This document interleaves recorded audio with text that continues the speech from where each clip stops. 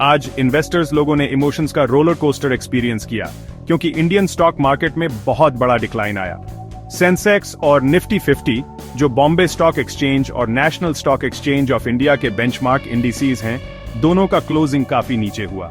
Sensex लगभग 985.54 points गिर गया, जो 1.32% की गिरावट है, और 73,628.45 पर क्लोज हुआ। निफ्टी 50 भी 299.95 पॉइंट्स गिर गया, जो 1.31% की गिरावट के साथ 22,249.10 पर सेटल हुआ। इस तेज गिरावट ने इन्वेस्टर कम्युनिटी को हिलाकर रख दिया है, और सब सोच रहे हैं कि ये अचानक गिरावट क्यों आई। दिन की शुरुआत अच्छी उम्मीदों के साथ हुई थी, लेकिन जैसे जैसे समय बीतता गया, मार्केट का रुख नीचे की ओर हो गया। ये गिरावट सभी सेक्टर्स में फैल गई, जिससे इन्वेस्टर्स को नुकसान हुआ। इस अचानक और तेज गिरावट ने मार्केट की स्टेबिलिटी और अपनी इन्वेस्टमेंट स्ट्रैटेजीज पर सबको सवालिया निशान लगा दिया है। मार्केट की ये गिरावट कुछ कंपनीज तक ही सीमित नहीं थी, बल्कि ये एक ब्रॉड बेस्ड सेल ऑफ था, जिसने अलग अलग सेक्टर्स के कई बड़े प्लेयर्स को प्रभावित किया। सबसे ज्यादा गिरने वालों में इंडसइंड बैंक जैसा बड़ा नाम भी शामिल था, जिसके शेयर्स 6.18% तक गिर गए।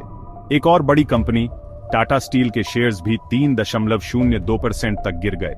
महिंद्रा एंड महिंद्रा को भी नुकसान हुआ, उनके स्टॉक प्राइस 4.14% गिर गए।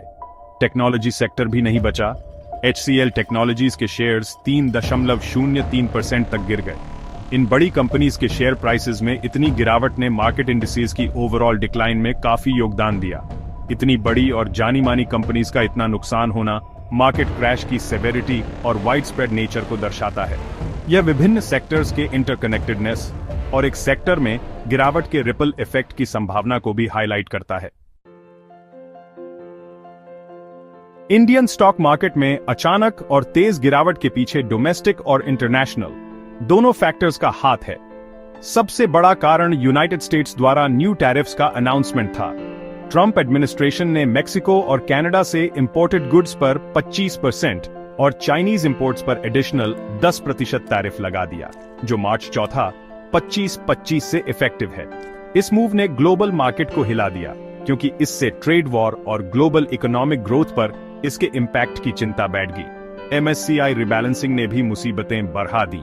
ये एक क्वार्टरली इवेंट है जहां ग्लोबल इन्वेस्टर्स द्वारा ट्रैक किए जाने वाले MSCI इंडिसेस वेरियस स्टॉक्स के वेटिंग्स एडजस्ट करते हैं। इस रिबैलेंसिंग के कारण कुछ स्टॉक्स से काफी फंड आउटफ्लो हुआ और कुछ में इनफ्लो हुआ, जिससे मार्केट सेंटिमेंट प्रभावित हुआ और वॉलेटिलिटी बढ़ी।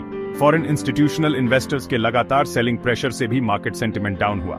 FIIs 20-25 के एक सिग्निफिकेंट पार्ट से इंडियन मार्केट में नेट सेलर्स रहे हैं, और उनके कंटिन्यूअस सेलिंग ने डाउनवर्ड प्रेशर को और बार आंचा दिया। मार्केट एनालिस्ट्स ने मार्केट डाउनटर्न के पीछे के फैक्टर्स पर अपनी इनसाइट्स दी है और आने वाले मंथ्स के लिए अपना आउटलुक भी दिया है। जियोजेट फाइनेंशियल सर्विसेज के चीफ इन्वेस्टमेंट स्ट्रैटेजिस्ट VK विजयाकुमार ने ग्लोबल ट्रेड पॉलिसीज की अनसर्टेनिटी, खासकर न्यूली इम्पोज्ड टैरिफ्स को चिंता का एक बड़ा कारण बताया। हालांकि विजयाकुमार ने मार्च में रिकवरी की उम्मीद जताई और कहा कि मैक्रो इकोनॉमिक इंडिकेटर्स इंप्रूव होने की उम्मीद है और FII सेलिंग में कमी आ सकती है। उन्होंने लॉन्ग टर्म इन्वेस्टर्स को सलाह दी कि इस डिप का इस्तेमाल लार्ज कैप कंपनीज के क्वालिटी स्टॉक्स अक्यूमुलेट करने के अपॉर्चुनिटी के रूप में करें और प्रॉमिसिंग ब्रॉडर मार्केट स्टॉक्स में सिलेक्टिवली इन्वेस्ट करें। रेलिगर ब्रोकिंग के VP रिसर्च अजित मिश्रा ने भी कुछ ऐसा ही कहा। उन्होंने मार्केट के इनडिसाइसिवनेस और सेक्टर्स में चल रहे रोटेशनल सेलिंग को वॉलेटिलिटी के कंट्रीब्यूटिंग फैक्टर्स बताया। हालांकि इमीडिएट फ्यूचर अभी अनसर्टेन है। एक्सपर्ट्स का मानना है कि शॉर्ट टर्म में मार्केट वॉलेटिल रहेगा, क्योंकि इन्वेस्टर्स रीसेंट डेवलपमेंट्स को समझ रहे हैं और उनके इम्पैक्ट का असेसमेंट कर रहे हैं।